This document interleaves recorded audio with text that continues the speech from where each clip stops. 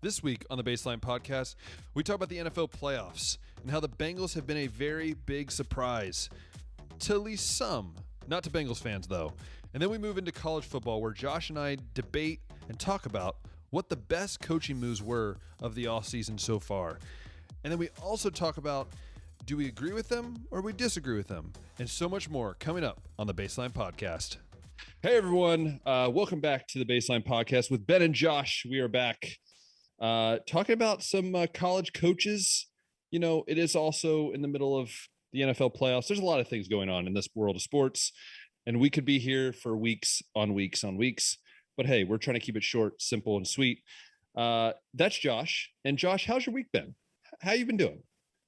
Hey, week's been good, Ben. It's also been slightly better because the Packers got knocked out of the playoffs this weekend. I love how every time that the Packers play the 49ers, ever since Rodgers became the starting quarterback, they always bring up that clip of him on draft day, and they ask him if he's like disappointed that the 49ers passed him up for the first pick. And then he says, not as disappointed as they'll be for not drafting me, or something along those lines. And they bring that up every time. It's like the most annoying storyline in the NFL.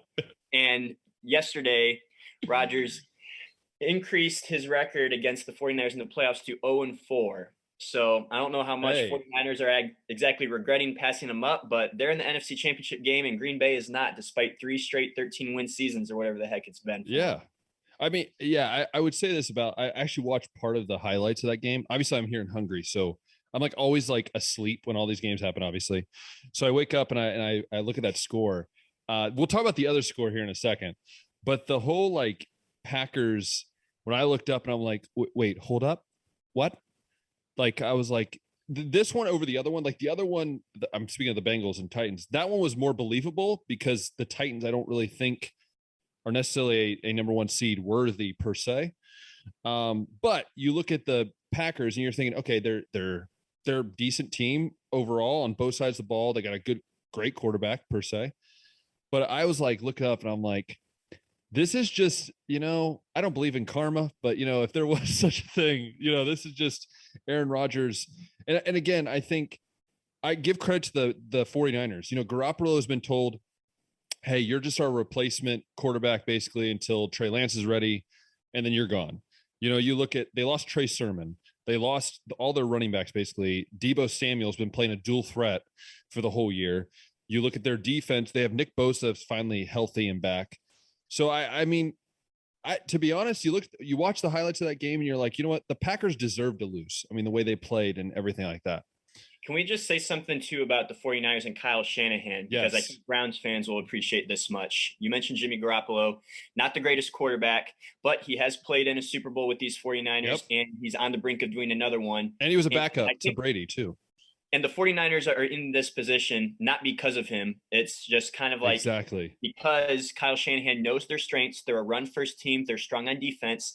They don't try to pretend to be this pass-first team in this passing era of the NFL, which is more sexy than the run-first, smash-mouth, lower-scoring style.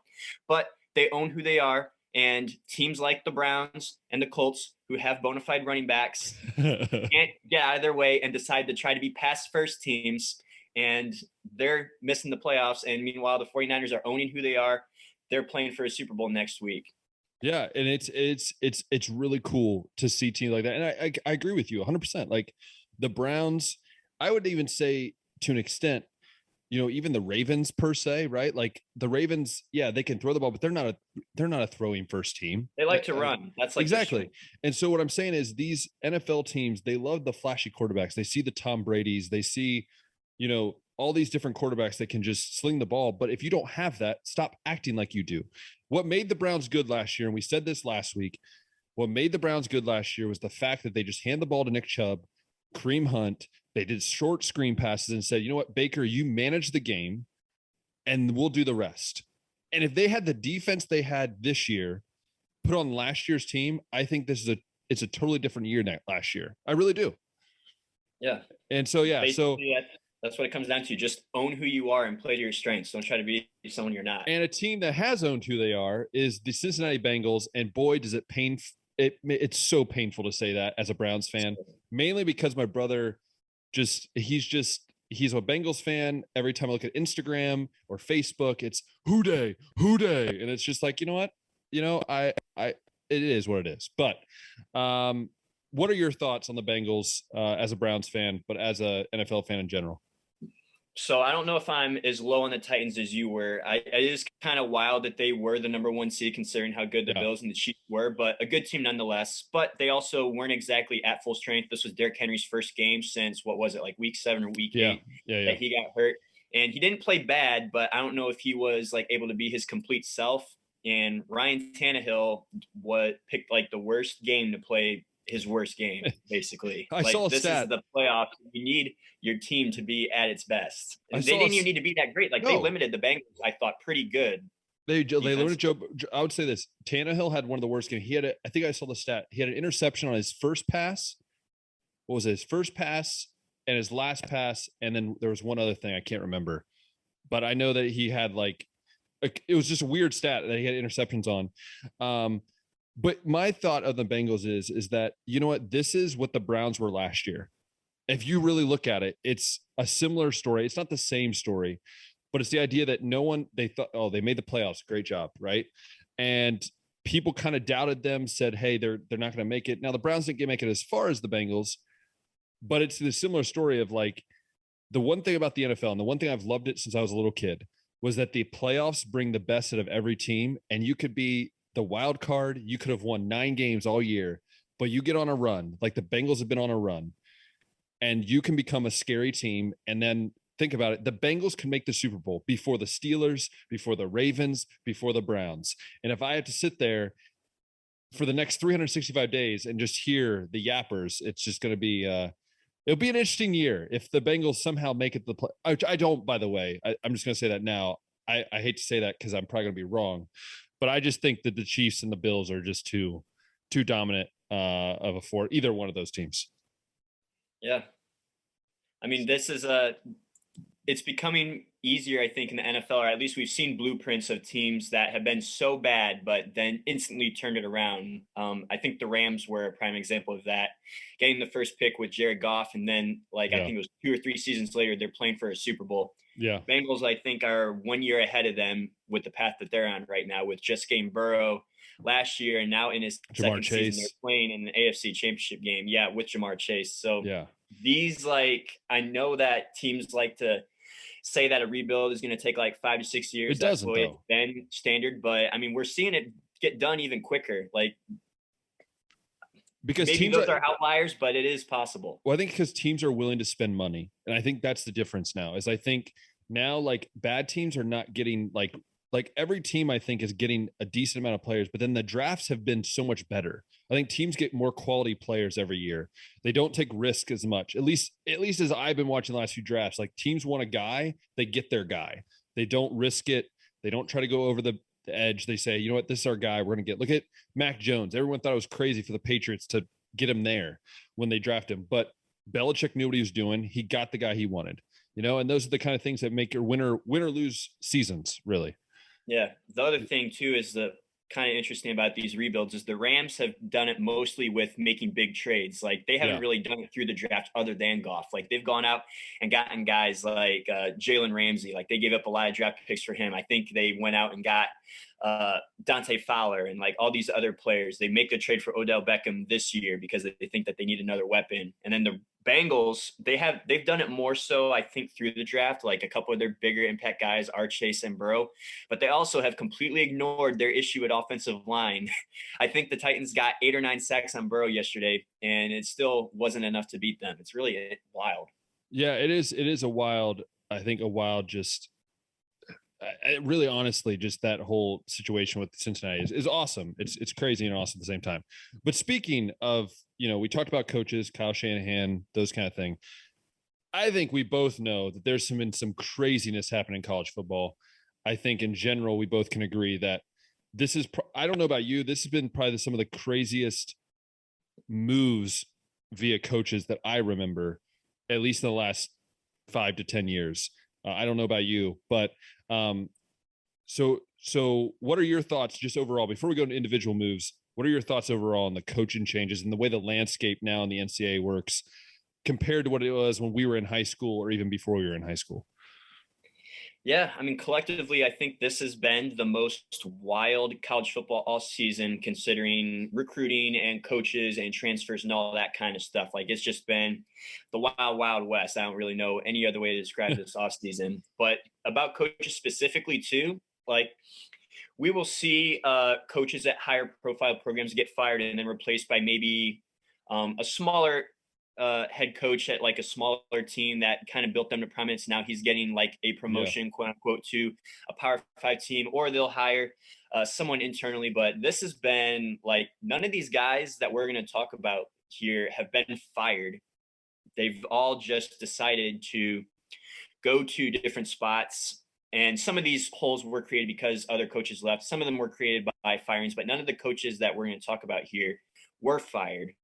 And it is a bunch of big names. It's not so much going to find like the next great coach from like a small Yeah. school. Like it was really, I don't know if it was a situation of money talks or guys wanting to go back to some of their roots in some cases, but there were just so many. Like, and we're only going to talk about 5 head coaches. Yeah, that's today. true. Like, there were Yeah. so many more than that I think are going to be impactful. Do you think in your, you've watched football, you cover, high school sports and all that.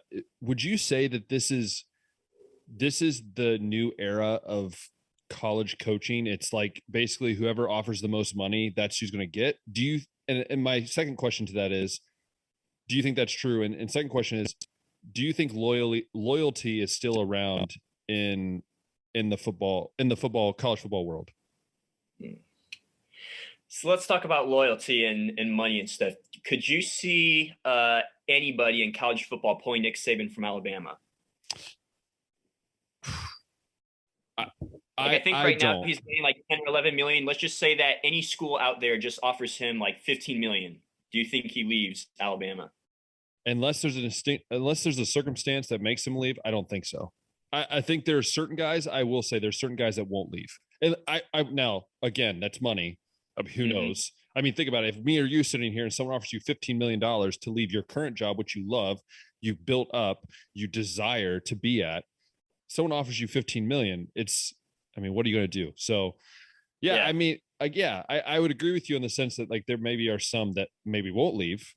There are a few that I think would stay planted, but I will say I did think that there were certain jobs that I considered like destination jobs, and once you got that job, you would never leave. But like Notre Dame's an example of one of those. It's just kind of like once you get to Notre Dame, you're either going to leave because you got fired or because you retired. Oklahoma's another one of the two. Oklahoma's another one. It's like Oklahoma's the place. Another one where it's like once you get there, like Bob Stoops, like he retired, and then that was how he got out. And then Lincoln Riley comes in, and I figured that he would probably be there for the rest of his career because he's turned down talks from the NFL and from other schools. Yeah.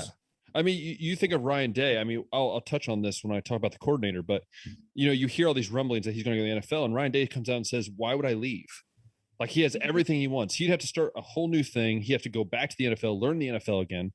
You got to forget that some of these coaches, especially if they're young, they don't want to leave. They have a young family. They don't want to keep moving their family. For me, I look at Kirk Ferentz from Iowa, who's been there, I feel like, before I was born. I mean, the guy's been there forever. I think he's the longest tenured coach. Yeah, he is. Yeah, he is. Yeah, so you have Kirk Ferentz. You have, you're not going to see it. I guarantee this. You'll never see another Joe Paterno. You'll never see one of those. You'll never see another Woody Hayes. You'll never see another, Kirk Ferentz. I don't see right now in the age of college football, you'll see a coach stay for 20 years at a program. I don't see it unless one, either they're making a ton of money or two, they're from that school, they're from that area, and they want to have their family there.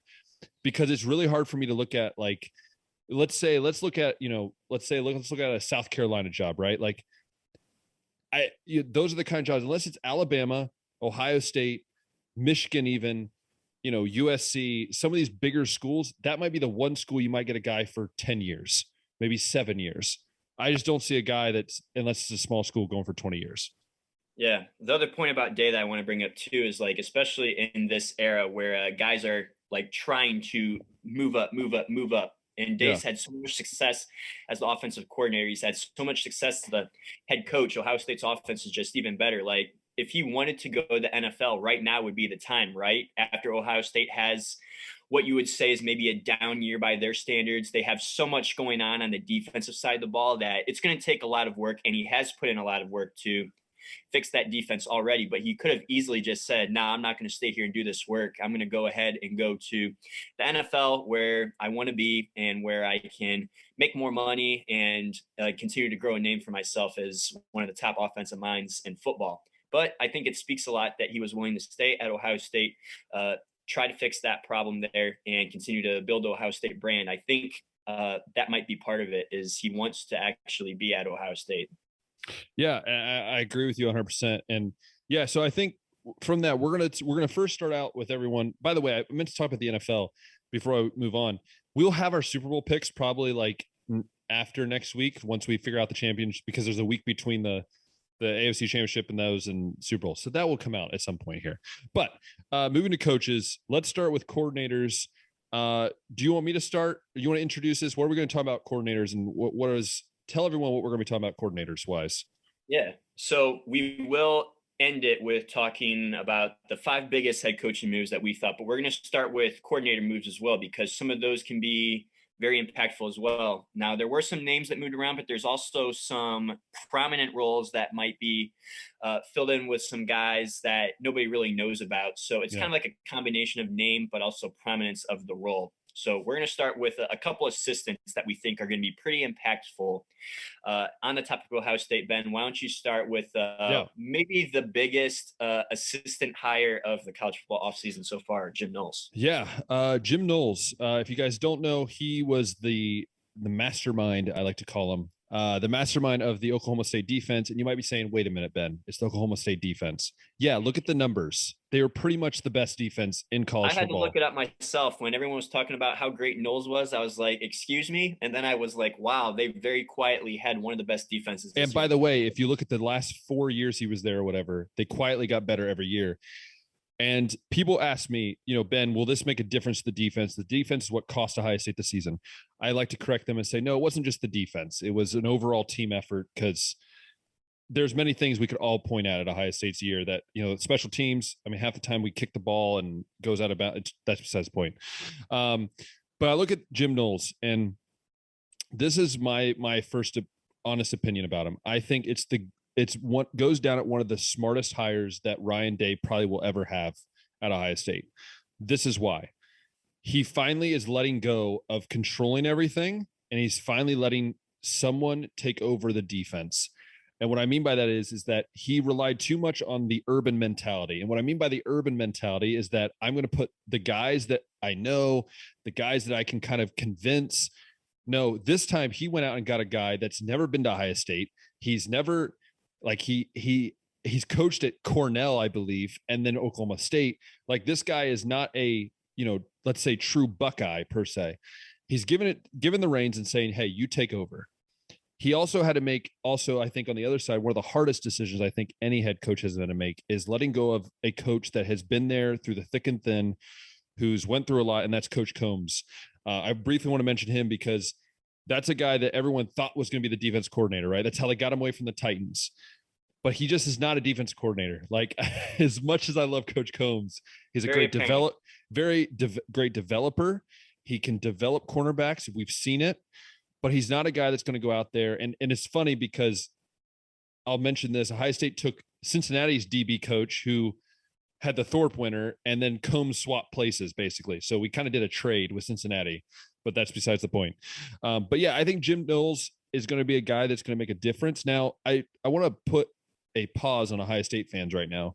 Don't think that by him coming in here, the defense is going to be amazing week 1. It could be. But I'm also a realist and realize this is a whole new defense. They run I believe a 4-2-5, and they run basically like 2 bullet positions. We had a bullet. It's weird. It's like a weird defense. So they got a transfer in McAllister, who's ran the defense before. And they also have a few transfers that will be able to adapt, I think, pretty well to the defense. So again, those are my first thoughts. I think Buckeye fans don't get so excited, because we have to let him work with the defense. And I'm very worried about recruiting. I've never said that as a Ohio State fan, but you've brought in 3 new coaches. One's coached basically at Cincinnati, which is not the greatest hotbed to bring talent in. You've got another guy who's been in the NFL for 10 years, former Buckeye, and then you coach Knowles, who never really recruited at a high level. So I'm very interested to see on that end, how do we get those top-notch guys? Yeah, I'm with you too, especially on the Urban Meyer point. I think if this was a situation, Urban Meyer was the head coach, and he would try to insert himself even more into the defense, because we're finding out more and more, especially with his debacle with the Jaguars, that he's just a really power hungry guy, and he doesn't have, I guess, the willingness to take a step back and let other people do the job that may know it better than him. So props to Ryan Day for doing that initially.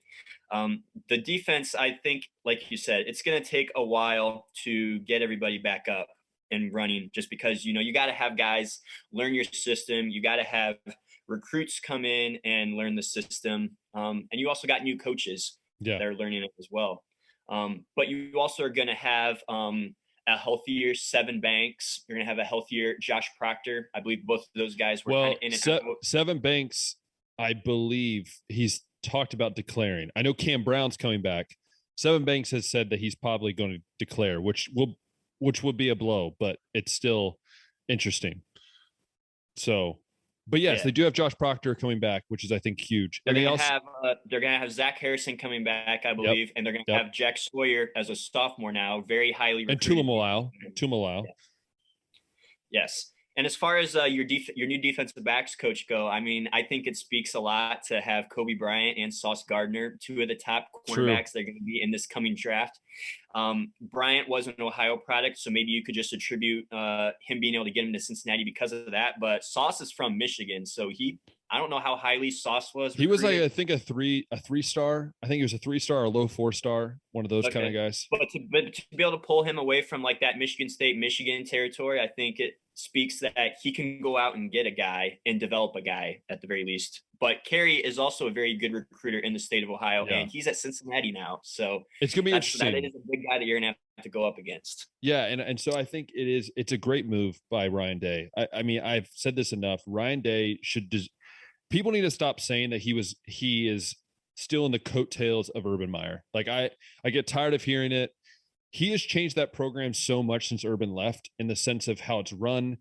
They have their own mindset. They don't necessarily run the same way Urban did. Like they have some of the same coaches, some of the same mentality. But Ryan Day has said, this is my program now. I'm going to run it the way I see fit. And you can see that, I think, very evident every year. He's getting the guys he wants. Like I look at some of these guys he recruits, I'm like, yeah, Urban wouldn't have got him. Yeah, a 3-star, why? But Ryan Day looks at a guy and says, he fits our mold. It's not that we're going to get the best guy available, which they want to. But I think many times you see him going and find these gems that are kind of hidden, the 3-star, the 4-star guys. And I think that's the difference between Ohio State and Alabama. Is Alabama will get the 5-star and 4-star guys every year. Ohio State will go out and say, hey, we'll get a few 3-stars that we can develop and turn them into like a Denzel Burke, who is a very low 4-star, wasn't highly recruited, and it's turned him into a top cornerback in the nation, if you look at it stat-wise. Yeah, and Urban wasn't even a bad recruiter either. No. But I think Ryan, and is this next coming season going to be Day's 4th season? Yeah, 4th season, if you don't count the intern. Basically everything that Urban had built for Ohio State kind of out the window, and we're going to see all Day's guys, quote unquote, at Ohio State, and we're going to get to see just what he can do really from here on I'd out. also like to point out that Ohio State has their long snapper coming back for a 7th season. I just want to point that out. And on top of that, they have their kicker, who just announced that he's coming back, and their punter. All right, we have our special teams intact. I just want everyone to know that. And we're going to have our kicker back. That's the most important thing. We see it last night in the playoffs, in the NFL playoffs. You don't have a kicker, you're not winning games. That's all I got to say, So, sure, man. Moving on from Ohio State, I could talk about Ohio State all day. We all know that. You could, man. We don't want to go down too many rabbit holes there. So let's move into the kind of coordinators that you texted me this week and said, these are the guys I want to talk about. And I couldn't agree with you more.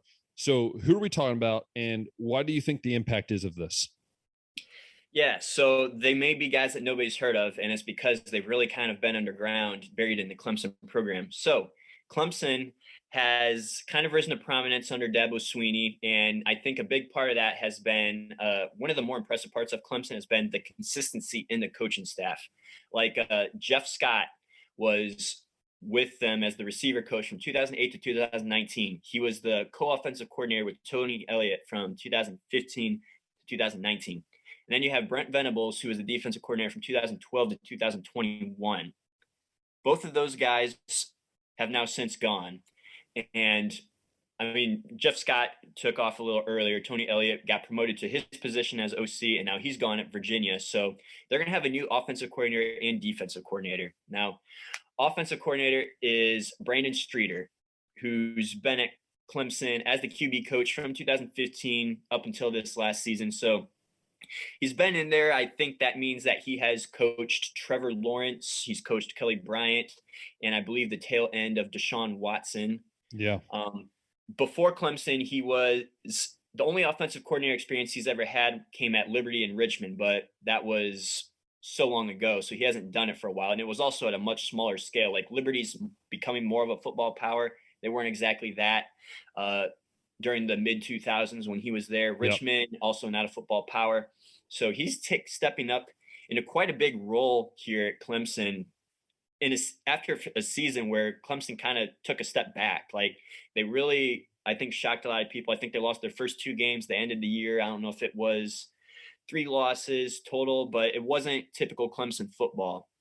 And then we can move over to the defensive side where Wes Goodwin is taking over. Now, he's been at Clemson quite a bit. He was a GA there 2009, 2011, and then he was a defensive analyst for a couple years after that before taking a job with the Arizona Cardinals as an assistant to the head coach. I don't really know what that means, like Dwight Schrute type stuff, assistant to the head coach. He was assistant to the head coach. Yeah, very weird titles. I don't really know what they all entail, but they have some weird. Dude, that's one thing. We'll pause right. What's up with college football? The titles are man. So weird. All these like passing game coordinator, run game coordinator. You know what it is? My dad said this. I thought it was really great. He goes, "No, what it is we're going to give you another title. So one, it secures you here, and we can pay you more money." So that it looks like you're more important. That's basically what it is. I've heard that too from former coaches that talk. It's like that's what it is. So it's just a money raise. That's all it is. Yeah. But anyway, so Goodwin was with Clemson from 2009 to 2014 as a GA and defensive analyst. He returned to Clemson after that stint with the Cardinals as a defensive assistant from 2018 to 2021. And now after Brent Venables is gone, he's going to take his job as the linebacker coach and defensive coordinator. That's a big shoes to fill. That's some big shoes to fill. It's huge. Like at least Brandon Streeter has had experience calling plays, but this guy hasn't he's never been a position coach. He's never been a play caller. So Clemson's got like these 2 internal hires, which cool, right? Like bringing up and empowering your smaller assistants, but for a program as big as Clemson, Dabo's going a little crazy. Go out and get a guy like Ryan Day did, going out and to get Jim Knowles.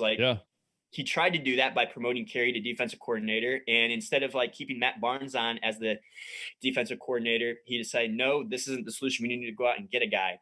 And Dabo's already kind of come out and said, like, we're not doing this transfer portal stuff. We're not gonna evolve with the game of college football. We're not going to go out and get guys. We're just going to then you're going to lose because we have all the winners. Right. So that was a very long description of kind of the situation that Clemson's in right now. But I think these 2 hires, I got to be skeptical, Ben, because they aren't very prominent. They haven't had a lot of experience in these spots. You usually don't have the solution to your problem in-house. And after the bad season Clemson had, I think this could be the breaking point where Clemson like falls back to irrelevance. Maybe Dabo's fired in a couple of years. Like this is a very important upcoming season for the Tigers. And I understand when Dabo said we're not going to go into the transfer portal, because Ryan Day said something very similar. And I'll say this. He basically said something on the lines of, we're only going to go to the transfer portal if it makes sense for us. So basically what Ryan Day is saying, hey, we'll go to the transfer portal. If you're good for us, you're good fit, your chemistry wise will be fine, then we'll get you. The difference between that and what Dabo said is Dabo's like, I'm not going to involve with college football. Dabo is the last few years has been very weird about things. Like he's been very vocal. He called out Ohio State. Ohio State goes, whips them, whole bunch of things, right? But I look at Dabo and I think you got to be careful. You might think that you have a great contract, a great set of athletic directors behind you, but this is a new age of football. And you know this, Josh, as well as I do. It could be like that. And as soon as you look, he'd be like, hey, you know what? We only won 7 games this year. We don't really like where this is going. Let's get someone else in there. And I agree with you 100% when you talk about going someone from inside the program up. That scares me because I've witnessed it as a Ohio State fan. I've seen how it looks good, right? It looks good for the fans. It looks good for the program, but be realistic. Is this what's going to make us to the next level? And I think if Ryan Day had a do-over, and he has said this, he would reconsider how he does things. Who do you get? And so I agree with you. I think the offensive side, they'll be okay because I think Dabo is going to have a lot of control, kind of like Ryan Day, where he kind of controls some of that offensive side of things. But I think the defensive side, I mean, does Dabo give him 100% control? Does he try to put his hands where he don't belong? That's where I'm at, I guess. Yeah. And the thing about Clemson is like the ACC is it's been an easy conference to win, right? There hasn't been too much competition, but if they fall off here, and I think we're also seeing some other programs in the ACC kind of rise up. Wake Forest is one. Pittsburgh. Yeah, North Carolina's been kind of clawing there, but they took a step back, and then they're going to lose Sam Howell. So we're going to have to see what Mac Brown does there. But nobody's been able to do it as consistently as Clemson. Yeah. I think that's been the big thing. Like we've seen some teams kind of come up here, like Wake Forest, like North Carolina has in the past. Miami has done it. I think the Coastal's had like 7 different winners in 7 years. I think it's very similar. It's very similar to the Pac-12. I think you look at both those conferences, the same thing. Oregon had it for a while, then Washington, then Oregon again, but no one's had it like Clemson. I think Clemson's the Ohio State of the ACC, right? Like they took a step back this year. The difference is which team is going to jump back on top of their conference. That's the question. The other thing about Clemson too that I've liked from, I guess, their run to prominence has been like their ability to develop players. Like they haven't always been the highest rated team in recruiting, but they've been able to take like 2 or 3 star guys like Isaiah Simmons and turn them into first round picks. First round freaks. Yeah. Now I don't know about how their receivers have been in terms of recruiting, but I also know they've gone out and gotten guys like and this is Jeff Scott's work. He's gone out and gotten guys like Sammy Watkins and DeAndre Hopkins.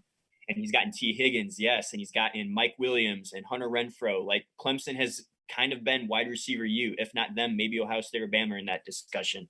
But we're gonna have to see if they can keep this going. I'm not sure that these guys are that guy. I think this is kind of a mistake to stay in-house. They're not evolving with the game, as it sounds like you agree with me. And I think we're going to start to see Clemson fall off their run from grace here. What's your prediction then for Clemson next year? What's your prediction? What do you think? Where do they fall next year? See, that's all going to depend, I think, on how DJ Oyangalele, I hope I said his name right, continues to play, right? Because he was the number 1 QB in his class. He comes last year as a freshman and fills in for Trevor Lawrence when in the Notre Dame game when he was out with COVID. And he crushed it, honestly. Like, they didn't win the game, but it gave Clemson fans, I think, like, it showed promise. Like, we got our guy. And then he came out and laid an egg in the Georgia game right off the bat. Now, in hindsight, Georgia's defense was incredible and did that to a lot of other quarterbacks. But DJ never really had a great game this year. He didn't really show a lot of improvement, to me at least, and it was kind of a dud season. Well, you look at it too. I think a lot of Clemson season next year, their success could be riding on if DJ takes that step forward or not. And if not, I think and this is also because the ACC still isn't super strong yet to me. I think Clemson's floor is like 8 or 9 wins. Yeah, I mean, I agree with you, but they also have that 5-star quarterback coming in, number 1 rated quarterback, and Kubnik, something like that. I don't know. It's some name like that, but he's really good. At least they say he is, but they say that about a lot of quarterbacks and they're okay in college, right? So again, so I think, that I agree with you on that. I think for me, I'd say at the best, they win 10 games at the best. I think the worst you see them, I'm going to go 7. I hate to say it, but I don't know how this defense is going to respond That's the worry I have for Clemson. Not their offense. I think their offense, they can figure out something. But we saw at Ohio State, if you can't figure out the defense, you could have the best offense, which I think we both agree that Ohio State probably had the best overall offense in the nation, if not the best, top two. And they didn't have a defense. That won the national championship was the team that perhaps had the best defense in college exactly. football. That defense wins championships. It's proven. So moving from, defensive coaches, offensive coaches, let's talk head coaching changes. I think we'll save the biggest one. I think we both agree for last. But let's talk with, we'll talk about the Clemson coordinator, Brent Venables, going to Oklahoma University. Since you kind of were on that Clemson, go ahead and talk your thoughts on this move and why it's good, why it's not, what it can affect Oklahoma. Yeah. So we were talking about loyalty a little bit earlier, and I think Venables has a track record of loyalty. I'd mentioned he was at Clemson 2012 to 2021, and he had gotten head coaching offers thrown at him or NFL offers thrown at him. Left and right. Yeah. And he continued to stay at Clemson. And I don't know if that was just because he loved Clemson all that much or if he was just waiting for the opportunity that he thought was best. And before he took that Clemson job in 2012, he actually was at Oklahoma from 1999 to 2011 in the defensive coordinator role. And I think that was his job. I honestly believe that was the job he was waiting for. That's what a lot of people think, that was the job. He's like, too. I want to come back. Once he got that opening opened up and that offer came, then he decided to jump ship. So, the defense has been lacking at Clemson, and obviously that's Venables' area of expertise. He runs a very, high-power, complicated kind of scheme at Clemson where they're kind of waiting to see how the offense lines up before they make their play call. Which is crazy sometimes to watch. You need to have really smart defenders to do that as well. Like the guys that have to all be on the same page about that. So, yeah, Oklahoma, I don't think anybody's been questioning their offense especially during the playoff era. But the defense has been a problem, and I think going out and getting a guy like Venables is a smart move on the Oklahoma part. The guy's a proven defensive genius. He's shown loyalty, so I don't think he would necessarily jump ship on Oklahoma if he got another offer to come. The only thing that would worry me about taking a job at Oklahoma is while they are in the Big 12 right now, and it's very easy to win that conference, it seems that Oklahoma can just kind of not even try and at least contend for that top spot, but they're going to be in the SEC in a couple years, Ben. And that conference is going to be a nightmare to try to win in. We've seen Oklahoma get spanked by teams like LSU in the playoffs. They don't really seem to do too well outside the conference, but maybe that's because the defense has just been bad. So maybe with improved defense, they can be competitive in the SEC, but overall, I like this move. I don't know if Venables will be able to continue the success that Lincoln Riley has just because they are going to switch conferences soon.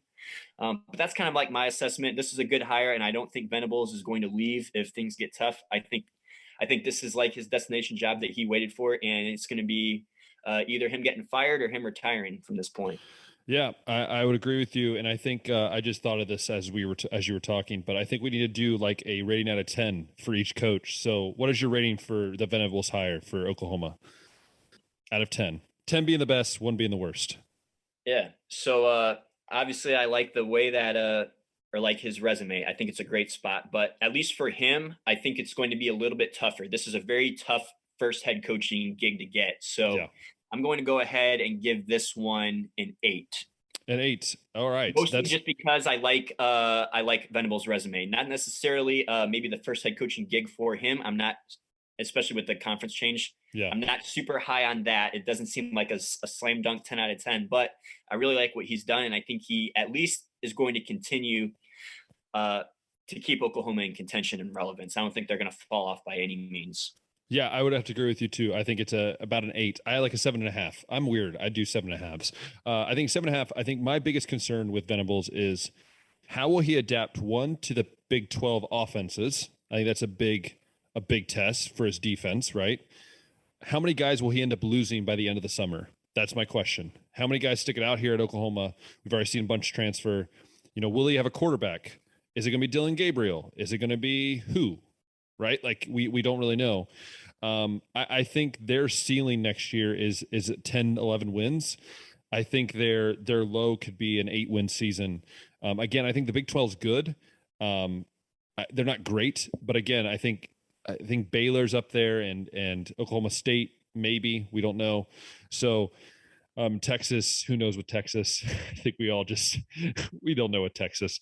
So I think I'll give it a 7.5 out of 10 for that. Our next coach, so we have Venables, right, coming from Clemson as a coordinator. This one is an interesting one. This one is a head coach to head coach, which, to be honest, the next three are that way, or three out of the next four. Mario Cristobal, who played college football where, Josh? He played at the U. And he was at Oregon. They were paying him a lot of money at a great facilities. We both know that, right? Great facilities. Basically gives Nike gives them money. I mean, it's just they basically have Nike's money. And yet he turns that all down to head on down south where it's warmer to Miami, where he'll be at the U next year. This is, for me, one of the most weird hires, I think, out of the cycle. There's one more that's more weird, but this one's kind of weird too. I mean, I look at Mario, you come off with a big win against Ohio State, right? You go into the shoe. As an Ohio State fan, I hated it. Trust me. You beat Ohio State in the shoe. You have a very good year. Utah owns you. We don't talk about that. But outside of that, you have everything you want. You have great facilities. You're recruiting pretty good. You have Thibodeau, who's going to be the number one pick this year. I mean, you had him. You recruited him. It's just weird for me the way he left. Like, basically, they were interviewing him while Manny Diaz was still the head coach recruiting. They brought him in to basically say, hey, we'll give you this much money. To me, it's just weird, and I don't have a great vibe. I'm giving it like a 5. That's just grace from God to give it a 5. I mean, it's just weird for me. I don't know. Like, it's just a lot of weird stuff for me. Yeah, I don't know if I'll give it that low of a grade. I'll give my whole breakdown and then my grade after I hear myself say it out loud. But I'm with you on the fact that this was very strange. Like, Oregon, I don't know if I would call it a destination job just because the last 3 or 4 coaches they've had have all left, but it was a very great job. Like you said, Phil Knight's in your back pocket with money to shell out, especially now in this new era of name, image, and likeness. Yep. Like, I can't imagine how well that's going to play to Oregon's advantage in the future. The facilities are incredible.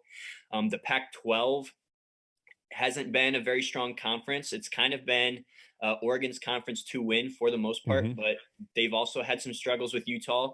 Like this year, they've made it to the playoff, but they really should be more of a playoff contender than what they have been. They've just never been able to get over that hump. But Mario has been an incredible recruiter, getting talent in the building like Kayvon Thibodeau. He's also a big dude. He's also huge. He played offensive line in college football. Massive. Like, from Miami, that's where he played. So that might be a little bit of where you see that. And maybe that also explains how he was able to get a guy like Penei Sewell and make him the best offensive lineman in college football history, right? It's ridiculous. But, yeah, so that's kind of like Mario's situation. And then, the Miami jumping. Let's just start with the move to Miami. Like, I don't even know if this is like a lateral move. I feel like he's almost stepping down. That's what I thought too. Like, from the job. Yeah. Like, the only thing that I can think of that he likes about this is that, he's coming home, quote unquote, back to his roots, like what Brent Venables is doing at Oklahoma to an extent. But at least Brent Venables is going to like a sideways job. Like, he's just kind of moving sort of up. Right. Whereas, like I would say that Clemson and Oklahoma as programs are basically like on the same level right now. But Miami, while they have the history, I mean, it's been 2 decades since they've been like in football relevance. Yeah. Ever since the Ohio State national championship, that's been like the last time that they've really been a national power. Which Ohio State was predicted not to win, by the way. I like to point out to all the listeners out there. Yeah, those Miami teams were stacked. I think that played a part into it. So, but credit to Ohio State in that championship game. But by the way, one of the greatest games I've ever watched. And I was like 6 years old. One of the greatest games I ever watched. It was on school night too, and I remember that. I did not watch it live, but I have seen the whole game start to finish on replay, and it was one of the greatest games. Yeah. Anyways, Mario Cristobal, but Miami. Yes, Larry Coker was the head coach of that championship Miami team. Yeah. And since he has left, they've had guys like Randy Shannon and Al Golden and Mark Richt, and most recently Manny Diaz try to come in and Manny Diaz was a Miami guy. Like, his dad is like it's like a mayor or something like that. He was the defensive coordinator under Mark Richt. He was the guy that brought the turnover chain over and kind of created some hype for Miami there for a couple seasons. That they weren't bad, but they were a good team. Also, like the fact that Manny still was the head coach and they're interviewing Mario was weird. Manny was kind of like a weird hire too, because he took the job at Temple, but then after they had like either fired Rick or he resigned or whatever, he immediately left that Temple job like a week or two later and took the Miami head coach. Dude, something about Miami, man. It's something about Miami. It is. Something down in there. Miami, like Oregon, I think has a lot of potential to be great if they get the right guy in. Being in the ACC Coastal Division is like wide open. Being in Florida, a recruiting hotspot, is so huge. Miami, I don't think recruiting has necessarily been their problem though, because they've still, even in all this time, have been bringing in like talented players, like first round pick type guys. And for whatever reason, they just can't put it all together in the field. They can't stay consistent. They've only had 6 8-win seasons since 2007. And they haven't obviously been playing for a championship or any kind of like New Year's Six bowl in this time. So I'm going to go ahead and give this Mario hire an overall 6, considering all things. I'm not as low as you, but it is a very weird one. I don't know if, I mean, the formula is there for Mario to succeed. Of course. Yeah, of course. It's so hard to do at Miami for one reason or another. I'm not sure what it is. And just because of the fact that he hasn't been able to get Oregon over that hump, I'm not sure that he's going to be able to do that at Miami either. So I'm going to go ahead and give this a 6. Yeah, I agree with you. It's going to be weird. Josh, which one are we going to hit next? They're both related in a sense, these next two. So which one do you want to start with? They are. Well, which one's more weird? Why don't we start with the one that started the whole circle with Brian Kelly going to LSU. Going down to LSU. I'm going down to LSU. Down to hang out with his family, right? Family. Yeah. Notre Dame, anyway, though, I'll start by saying that Notre Dame, like I said earlier, was one of those destination jobs where you either get fired from it or retire from it. And I thought that Kelly had been there for like a decade. He had brought Notre Dame back to like national prominence. They were contending for playoffs. And he takes off for this job at LSU, which I don't want to call it a lateral move. It's because LSU, they're more inconsistent. Let's just say that. Like LSU's always been a good team in my life as a college football fan, but it's just their elite teams are very sporadic. Like they're not consistent. Like they have played in 4 national championships. They've won 3 of them. They beat Ohio State. Still remember that. Gosh. Yeah, one of them over Ohio State, the most recent in 2019. But they've had their worst 2-year stretch here after that 2019 championship, after having to basically replace an entire coaching staff, an entire offense, an entire defense with so much NFL talent and so many guys taking off for other jobs. And I mean, it was just too much, I think, for Ed Orgeron to be able to fill all that in. And so LSU's just kind of like had these 2 straight back-to-back down seasons. And so they go out and get a home run hire in Brian Kelly. Now, I think Kelly has done a lot of good work at Notre Dame. I think it took him a while to do that, though, because there was times where he was finishing 4-8 at Notre Dame. They were talking about him being fired. But the next thing you know, he's bringing him to a national championship. He's bringing him to the college football playoff. Almost made it to the playoff again, which would have been funny since he left. That would have been really funny. That would have been hilarious. Yeah, leave your playoff team like that. I was kind of pulling for that. But that's kind of like my assessment of the situation. I think it's obviously a great hire by LSU. Oh, a great, tremendous hire. I'm going to go ahead and give this one an 8. I'm going to put it at the same level as Venables, and I'm going to give it an 8 because there has been some stuff on, I guess, the LSU side, or maybe actually no, on the Brian Kelly side, that make me question how successful he could be, because he wanted to bring his coordinators from Notre Dame, Marcus Freeman and Tommy Rees. They turned him down. He wanted to bring Tony Alford down to coach the running backs from Ohio State. A former Notre Dame and Brian Kelly assistant, turned him down. After he gets hired, Corey Raymond, LSU's defensive back coach, one of the best in the country, jumps ship, goes to Florida. So I don't know what kind of a staff he's going to bring. I don't even know if assistants like working with him. I think this might be, maybe I'm reading into it too much, but I think assistants don't really like to work with him. So his ability to be able to put together a great staff, time will tell, obviously, but LSU is a great spot to recruit. They've been a consistently good program, so I don't think he could demolish them any worse than what they are right now. I think at the very least, he's going to take them back to winning like 9 or 10 games a season. Maybe every now and then they'll be a national championship contender. But I'm going to give the grade an overall 8. What do you think, Ben? Yeah, this is an interesting one for me. We got the Go Tigers. I miss Orgeron. He's just he's a great like atmosphere for college football. He's like just like a Southern dude, it makes sense, right? But this is what I'll say about Brian Kelly. And I've said this, and people hate me for it. Notre Dame fans hate me for it. Cincinnati fans hated me for it. Mainly Notre Dame fans, but I just never thought that Brian Kelly could win the big one. Never have. I mean, every time he goes to a big game, they just it's like they don't show up. I don't know if it's his motivation. I don't know. I mean, and again, with the staff thing, if you really look at Notre Dame and sense that he had good staff, but there's a reason why none of them followed him.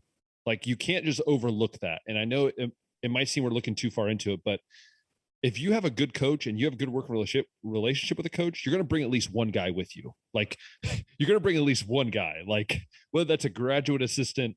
Look at Jim Knowles, Ohio State defense coordinator. He brought 2 graduate assistants with him. Like you're going to bring somebody with you. And the fact that he didn't makes me, again, go to that thing. I have Notre Dame fans that are friends, and they say similar things. Like they just don't know where his head was sometimes. The fact that he kind of abandoned the team is what I've been hearing a lot of. Like he abandoned, what he was doing. Now, I don't know if I would go that far. I mean, if you're flashed the amount of money he was flashed, let's be honest. Money talks. I think any of us would leave, right? I do think too, he was getting stale. What I mean by that is I feel like maybe he was getting stuck with this, like every year I'm good enough to make the playoffs. It also doesn't help that Notre Dame's just scared to death to join the Big Ten. I've said this for about the last 10 years. They've just joined the Big Ten. They'd actually make the playoff every year, or at least get close against Ohio State and Michigan. But Notre Dame will not commit to a conference because they don't want to, they have standards is what they say. It's more or less money too. They got a TV to stay independent. Exactly. Money talks once again. But again, I think Notre Dame's going to have to choose at some point. I've said this. I don't know how much longer they're going to be able to last recruiting guys at a high level. Yeah, Marcus Freeman, we'll talk about him in a second.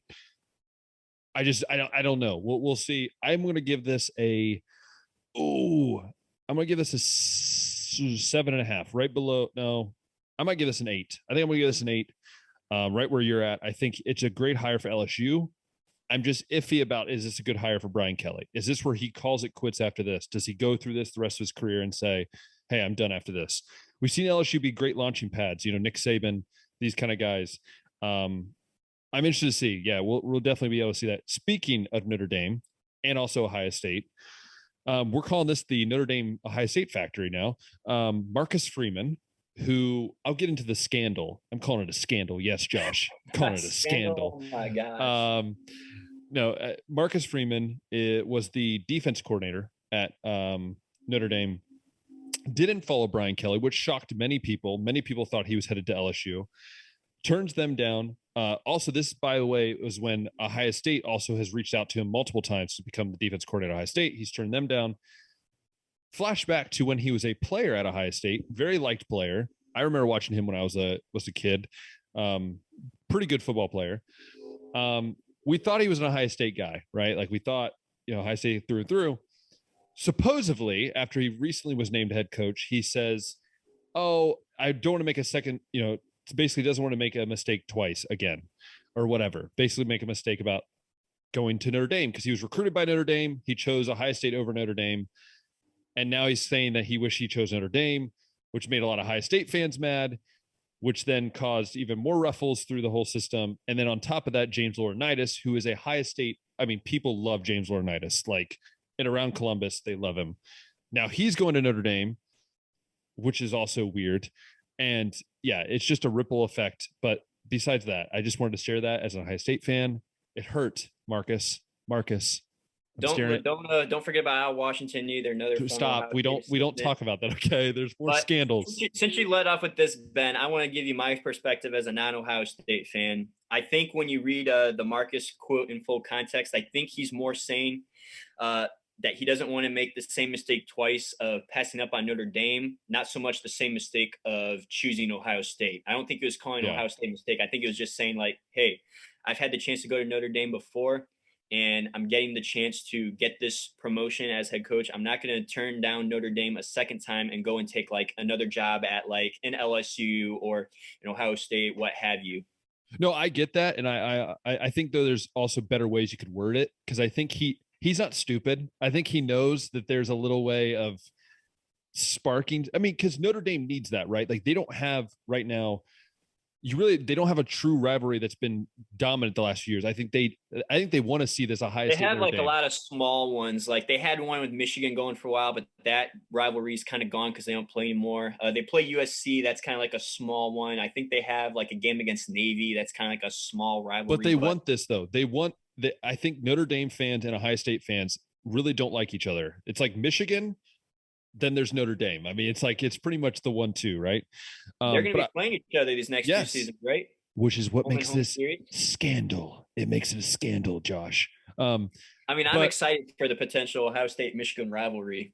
But, and maybe Marcus did use his words to his advantage to try to spark something there. But when he initially got the head coaching job, I thought this was an overreaction by Notre Dame at first, because they didn't want to lose him to like being a defensive coordinator somewhere else. And they just want to keep him in the building. It's like, oh man, what are you guys doing?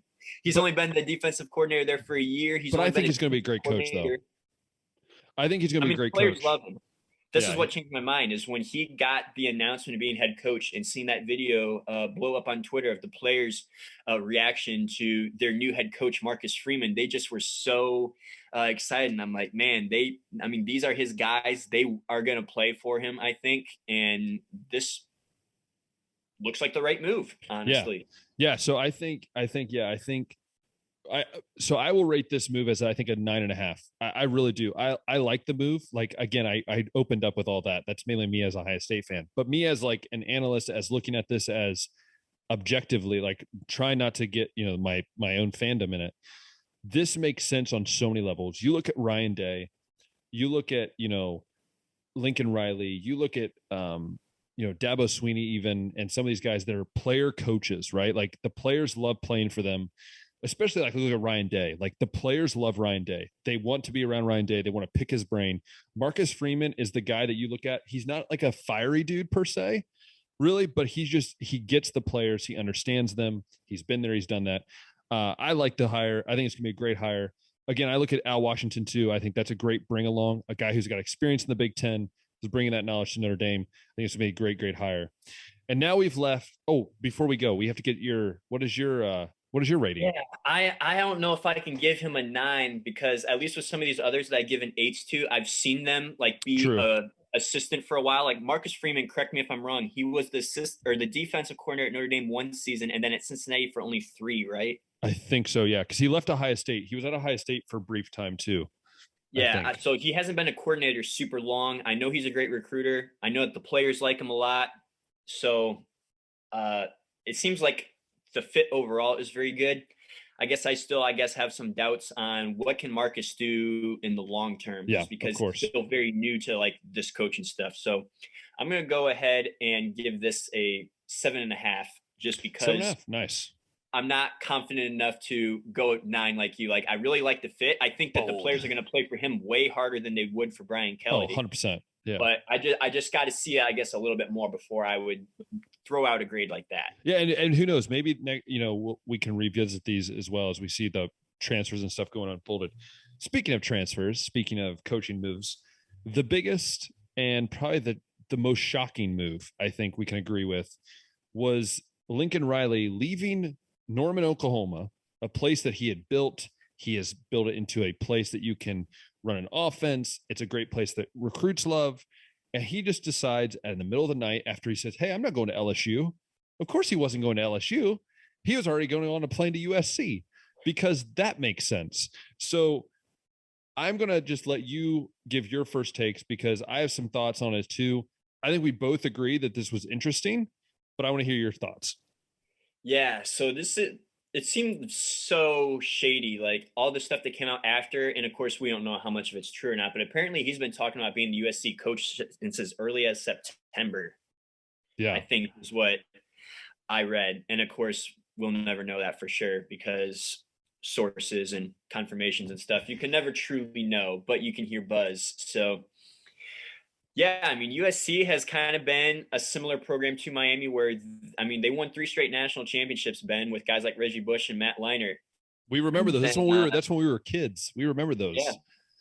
And then after they got in trouble for recruiting and violations and Pete Carroll jumped ship, they've just kind of been scrambling around with guys like Lane Kiffin and Steve Sarkisian and Clay Helton. And they like Miami, they've sporadically had like these occasional 9 to 10 win seasons, but for the most part, it's been inconsistent. It's been bad. It's been not to the standards of USC that we know, or even like that our parents know of growing up and watching guys like Marcus Allen and OJ Simpson. Like USC's been a big time program for decades, and they haven't been that for really like the last one. Yeah, I guess it's like one, because that second decade would have been like the Reggie Bush days. Yeah. But it's been a while since they've been good, and they've tried to go out and get guys. Like they've always been in talks of getting guys like Urban Meyer. I think he's been like a USC rumor for a while, and it never happened. So it was just, and with how great of a recruiting area like Southern California is, and like just as a spot to live, like weather-wise, it was kind of wild to me that they couldn't talk any like big time coach into coming there. It's like, really, Clay Helton? But I think also you look at, there's more, I think we could go on the political side too. I think California in general is not, maybe for some coaches, where they want to live and raise a family there. 13% tax is a problem. Yeah. I think that's a big thing too. If you're making $1 million, you're paying pretty much a fourth of that. Yeah. So. On the flip side, Lincoln Riley, he's gotten offered like NFL jobs. He's been the buzz to be that Dallas Cowboys head coach before they gave it to Mike McCarthy. And he kept turning these down. He's, like he said, like, I'm not going to LSU. And I mean, he did it and said that so many times and turned down so many jobs that I actually believed him and that he was going to stay at Oklahoma for a while. But as we said earlier, Ben, money talks. And I mean, the details of his contract, it's ridiculous. I can't remember the annual details, but they threw in stuff like so many square foot mansion. They bought his house in Oklahoma. They bought his house and said, we'll buy it. He didn't have to worry about selling it. They bought his house in Oklahoma. And then they bought him a new house in California. They gave him a jet. I'm sure his salary is definitely like 8 figures at least. I'll just be honest with you. I wish someone could just buy me a house and just say, hey, we'll hire you. We'll take care of everything else for you. I wish I had that. Yeah. They threw in a lot of stuff that it just was like, how can you not take that job?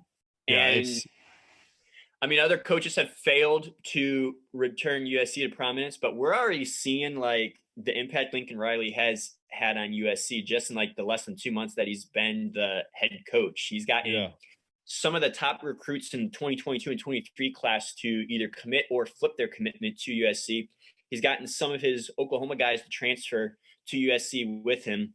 He's had, like, we're seeing the impact all around. Like, USC is going to be recruited, or I mean, California is going to be recruited by USC again. Yeah, those guys, Mario Cristobal was stealing. Ohio State was stealing. Chris Olave. Ohio State and Alabama stole California's 2 top quarterbacks, Bryce Young and CJ Stroud. Yeah. So I think those guys are going to start staying in state. And I think this is like a slam dunk hire. So you give it what 9, 10? I'm going to go ahead and give this a 10, Ben. I don't do that. I don't throw 10s around. I don't think anything's perfect, but we haven't seen Lincoln Riley coach a game at USC yet, and we're already seeing USC improve. Yeah, and we've seen a track record of success as an assistant at Texas Tech, as a head coach at Oklahoma, and assistant at Oklahoma. I've seen enough. I'm ready to give this a 10 out of 10 higher. Yeah, I mean, it's a 10 for me. It's just weird. Again, this whole coaching thing's weird. I think the transfer portal is weird. I mean, briefly, I just want to talk about the transfer portal real quick. This is where I just start, it's so hard to recruit anymore. I think you can agree with me on that.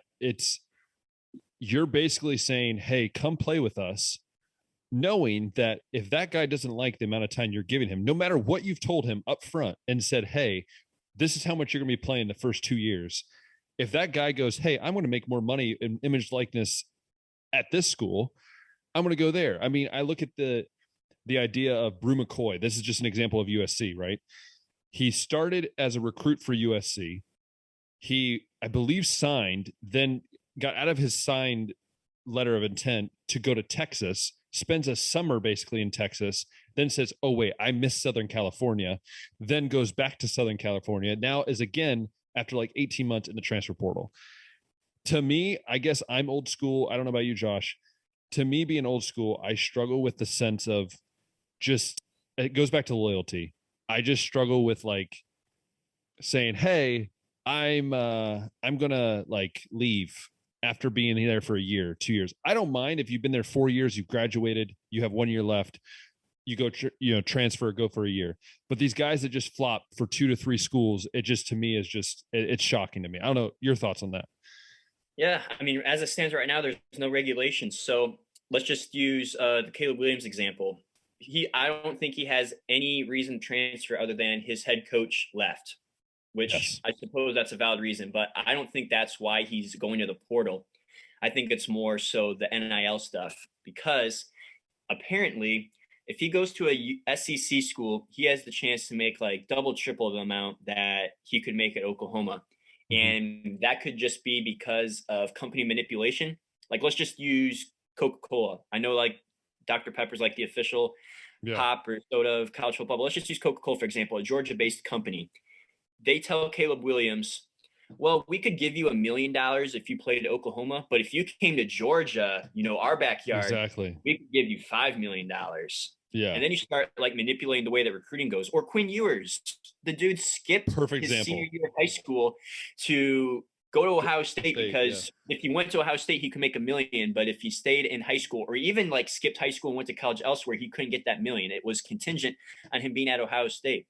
And since CJ Stroud ended up being like this freaking Heisman Trophy caliber quarterback, Quinn Ewers is never getting a chance to start at Ohio State. He's going to be like a senior by the time he actually gets his chance. So bye-bye NIL money because he's not making like any plays. So now he has to go to Texas to be able to get a chance to get on the field and make that NIL money again. And I think that goes back to the NIL. It's ridiculous that guys are getting paid $1 million that have never stepped foot on a college football field, could tear their ACL first practice of the year, and they get all this money. That's a whole other conversation for a whole other day, which I'm sure we will. We will have one. We promise you all we'll have one about that, because I think we both have thoughts on this, and from the old school perspective, but then also just in like a common sense perspective. And I think going to the transfer to finish up here, I think the transfer portal is great. I understand what it is. It helps guys who just can't fit in their place. It gives guys like Jalen Hurts and Joe Burrow opportunities that they wouldn't have had otherwise. But, like, I'm not saying abolish the transfer portal entirely. Yes, but what I'm saying is that there needs to be a rule that says, hey, I like the rule of saying you have to stay a year or maybe 2 years, and say you stay 2 years. If you don't like it, then you have the free transfer. The issue is now is they can transfer after a week on campus. How does that show you anything? How does that tell you anything as a player? It doesn't. It's about the money now. It's about the money now. Let's go to the NFL, because we want these guys to be empowered, right? But in the NFL, you have contracts. Like, you can't just go to a new team every year. Like, I think college football needs to be the same way with having contracts. Like you're going to a 4-year school, like maybe not necessarily that 4-year contract you have to play out, but maybe you have like, I think we have the one-time rule, but there really needs to be like more regulations on reasons that you should be able to transfer, because there's like 600 kids in the portal. Not all of them are going to find a new home. Yeah, it's true. And it's crazy. And it's just the world of sports we live in.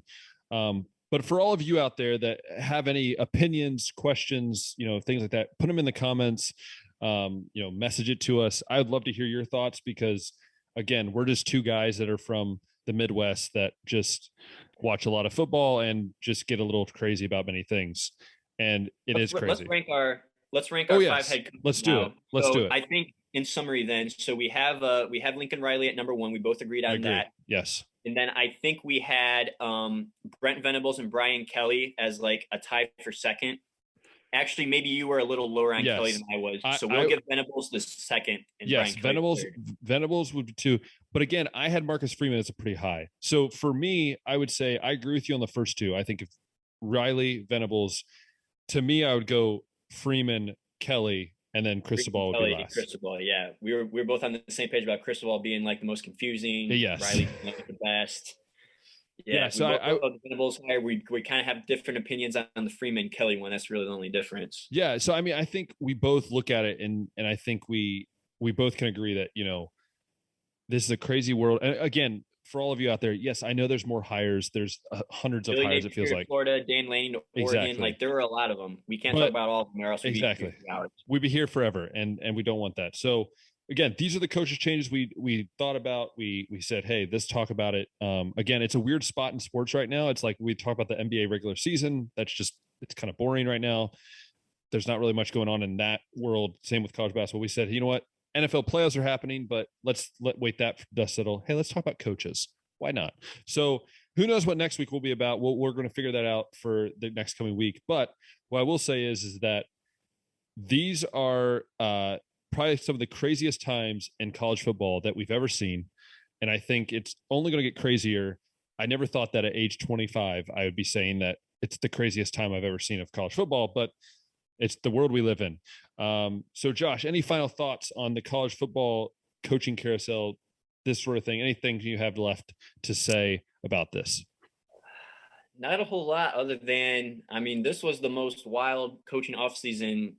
We might be destined for even wilder ones in the future. Like, yeah, maybe this is just the beginning. Maybe this is the beginning of the end. Who knows? So yeah, I mean, I have the same thoughts as you. I mean, we could talk about this for days.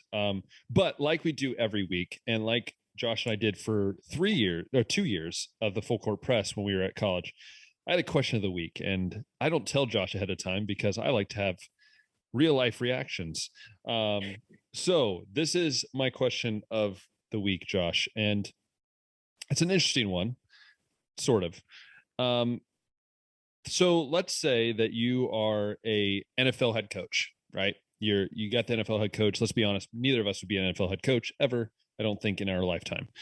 And you had to pick a franchise quarterback, you had to pick a franchise running back, and you had to pick a franchise wide receiver, 2 wide receivers, I should say. What would be those 4 guys to kind of build your offense around?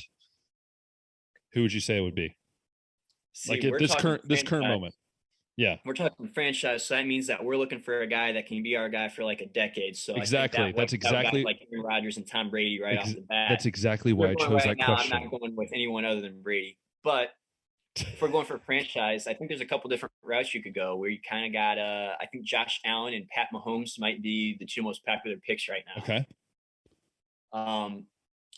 I am going to go with Mahomes because I like his athletic ability better, and he just makes throws that no one else can, and because he's taken a team to the Super Bowl twice already.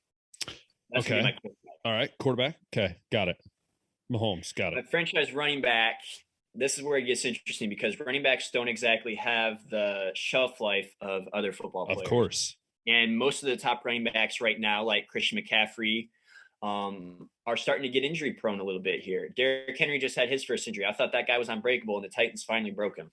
So when you run the ball 300 times, it's going to happen.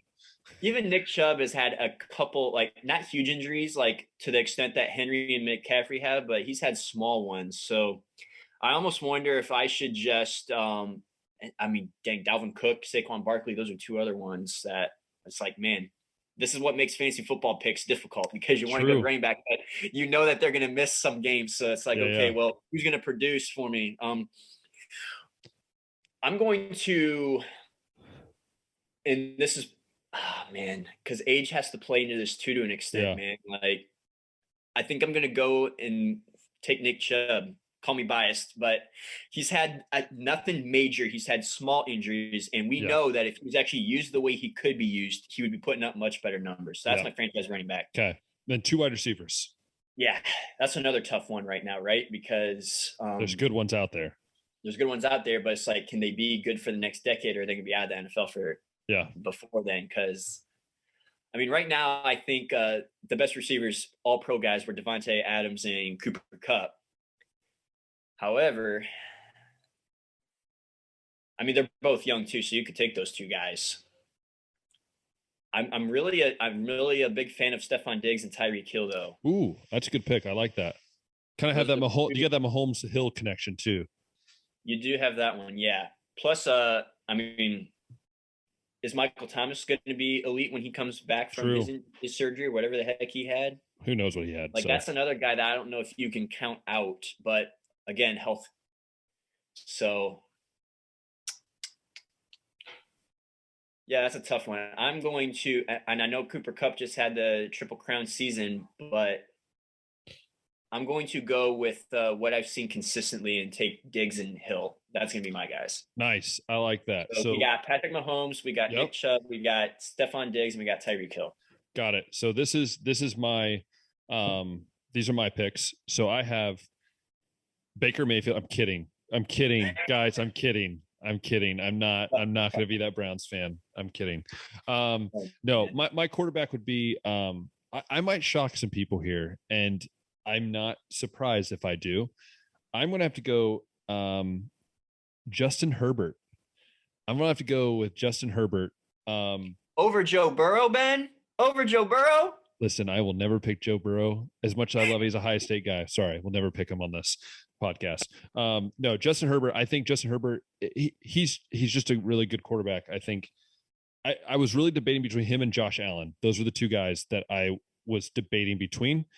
But I think I'll go Justin Herbert. I think Josh Allen runs it too much for me, for my liking. He's going to get hurt like Lamar. So I'm going to go Justin Herbert. Running back. This is my two guys I was down to. I was down to Nick Chubb, and I was down to Jonathan Taylor. I think Chubb has shown more than Jonathan Taylor. Jonathan Taylor's only been here a brief time. I'm going to have to go Nick Chubb as well.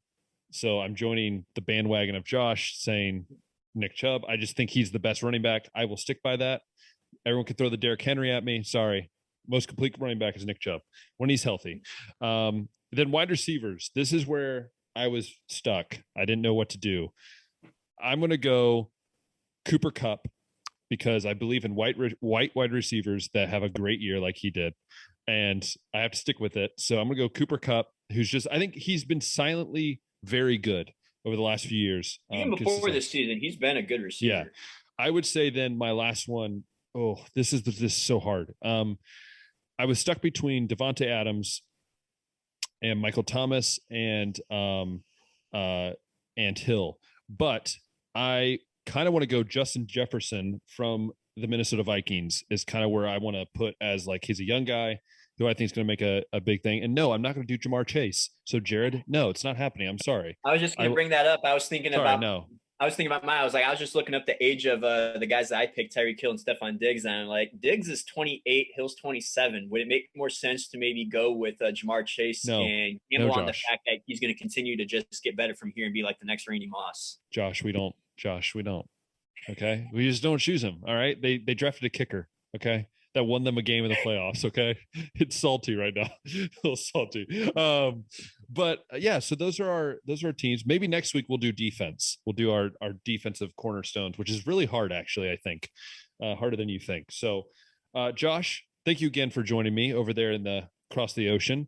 Which is really weird all the time when I say that. But so thank you so much for joining. It's been fun.